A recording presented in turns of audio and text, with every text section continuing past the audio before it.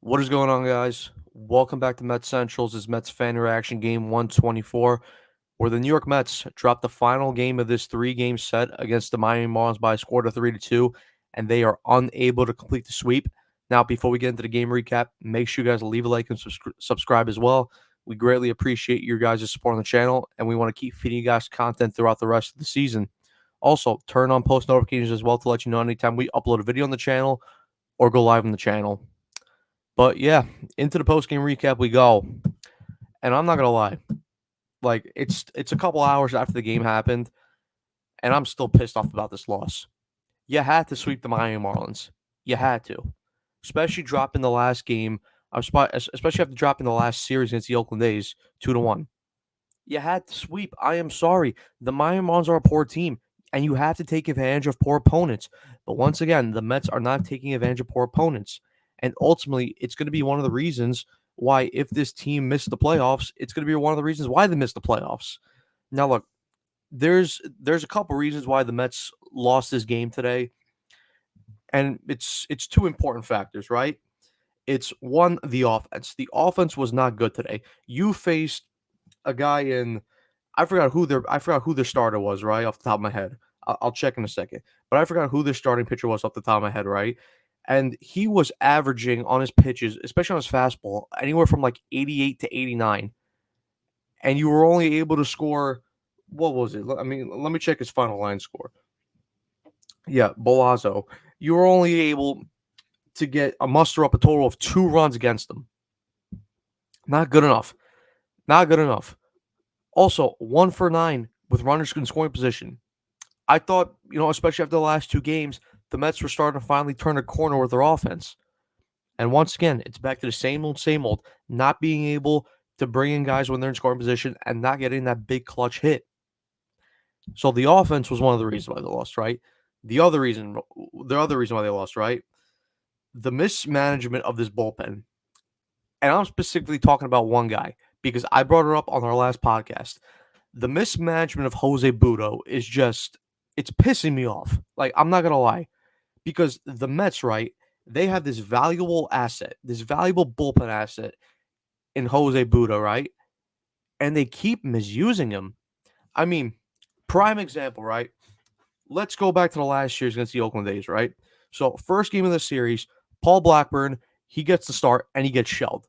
He only pitches 4 innings, and after his 4 innings, after he pitches, the Mets are down 7-1, right? So you figure, game's probably over.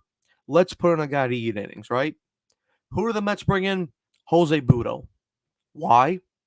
Why? Jose Budo has shown multiple times this year that in the bullpen he could be used in high leverage situations and he could get big outs. So why use him in a mop-up role?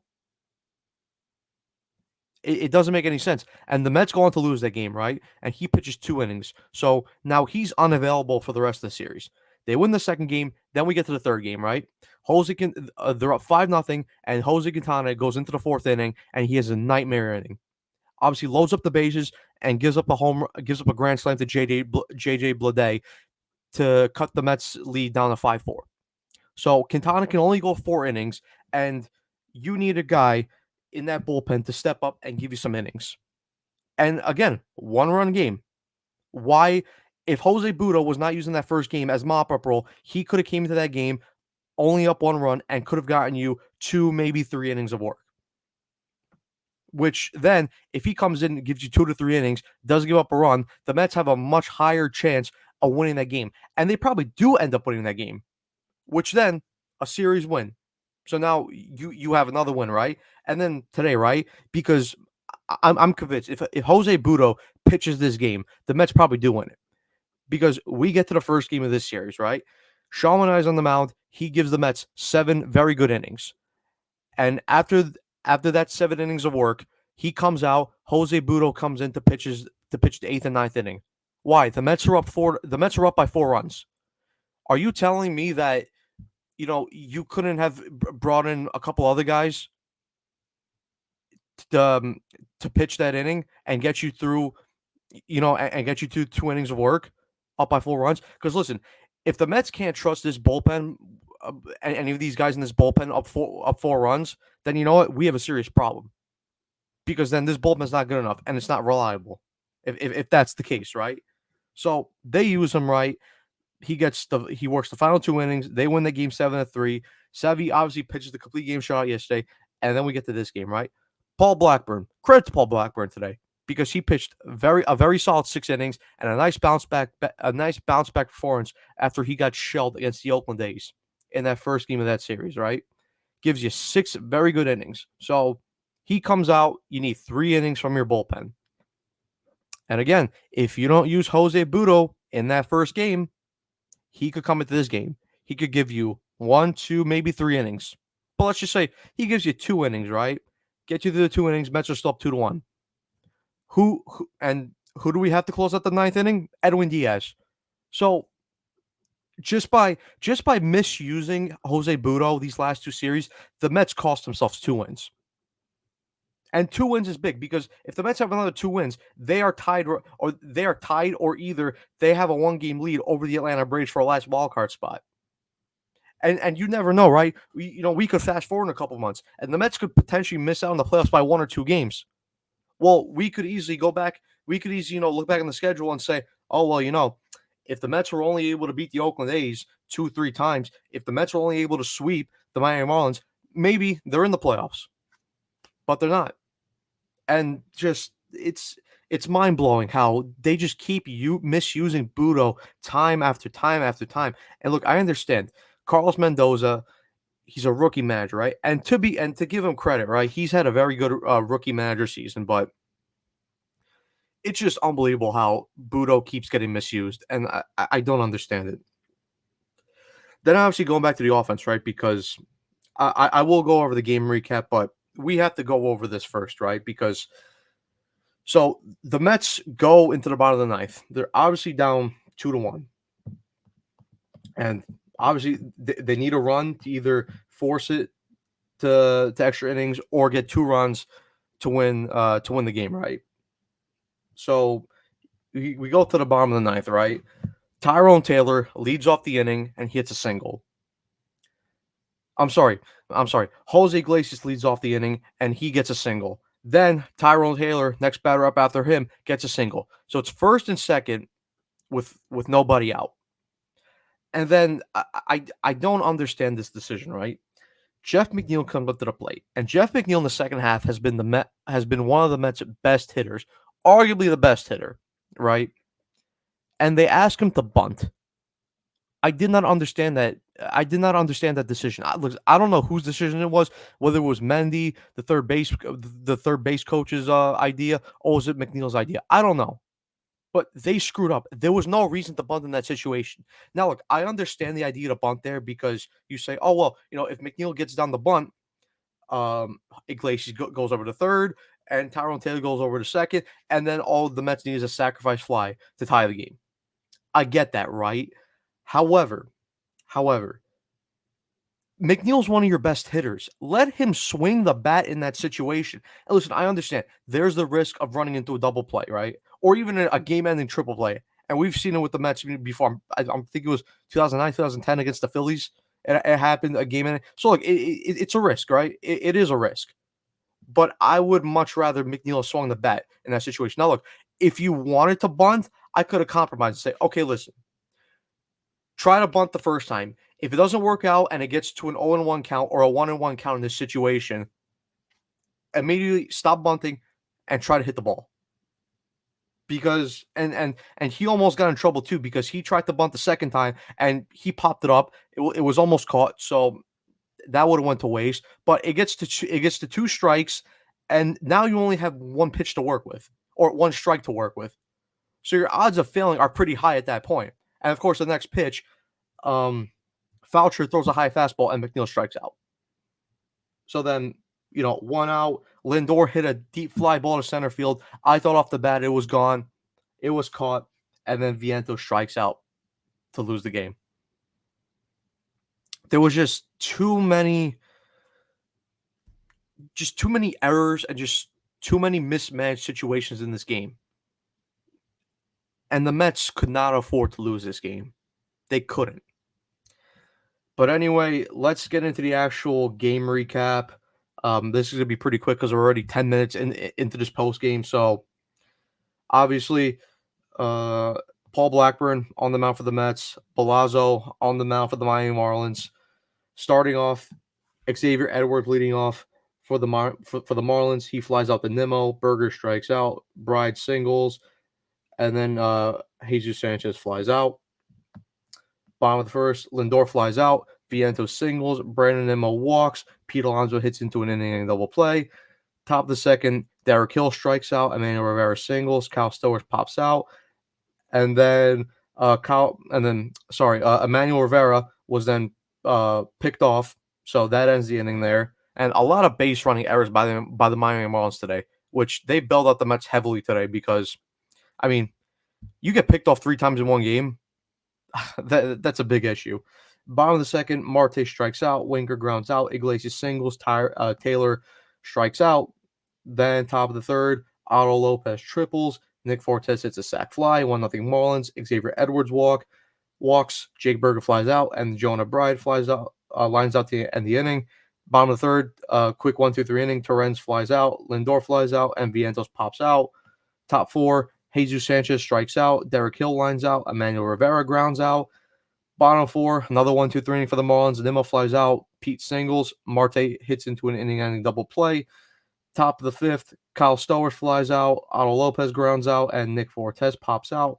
Then bottom 5th, Winker singles. Iglesias walks. Tyrone Taylor flies out. Luis Torrens strikes out. Then Lindor comes up with a big hit to drive in Jesse Winker. So Mets tied up at 1-1. Mark Vientos strikes out the inning. Top of the 6th, Xavier Edwards singles. Then Blackburn picks up Xavier Edwards. 1 out. Berger then strikes out, and Jonah Bride grounds out. Then bottom of the 6th, Nimmo hits a home run to put the Mets up 2-1. So it looks like Nimmo's finally starting to turn around. But bad news in this game also because I forgot what inning it was. I think it was the top of the 7th, top of the 8th inning, one of those innings. But Nimmo swung the bat and he hurt himself, and he completed the at bat, but he had to come out. He had to come out of the game after that. Then Pete Alonso pops out. Marte singles. Tinoco comes in to replace Bellozo. Winker strikes out. Iglesias walks, and Tyrone Taylor strikes out. Then top of the 7th, Brosman comes in for Blackburn, and Brosman was just poor again. Poor. But before we get into that, just going to read you guys Paul Blackburn's final line. Like I said, pretty good outing today. 6 innings, 4 hits, 1 earned run, 1 walk, 4 strikeouts, lowers his ERA down to 4.19. And that's the one good thing about the series of the Mets, right? Is they got a lot of bounce back performances from the starting pitchers. Because obviously, Sevy bounced back, Manaea bounced back, and Blackburn bounced back. So at least nice to see that. But like I said, Brosman comes in. He gets Jesus Sanchez to ground out. Derek Hill hits a single. Emmanuel Rivera then singles. Then a wild pitch by Brosman. Derek Hill's able to come in on that, so 2-2. Otto Lopez then singles. Reed Garrett comes in to replace Brosman, and Nick Fortes would fly out to end the inning. Nice catch by Nimmo as well in that situation. Then offensive substitution. McNeil comes in to replace Luis Torrens. McNeil's hit by the pitch. Lindor strikes out. Vientos strikes out. Andrew Nardi comes in to replace Tinoco. And this was the at-bat where Nimmo swung the bat. He got hurt. Finished the at-bat, struck out, but he had to come out of the game afterwards. Francisco Alvarez would come in, and Jeff McNeil would remain in the game to replace Nimmo in the outfield. Xavier Edwards would walk. Jake Berger would strike out. Xavier Edwards then would steal a base. Jonah Bride walks. Reed Garrett then gets a fortunate pickoff as he picks off Xavier Edwards. Then Jesus Sanchez walks. Mayton replaces Reed Garrett.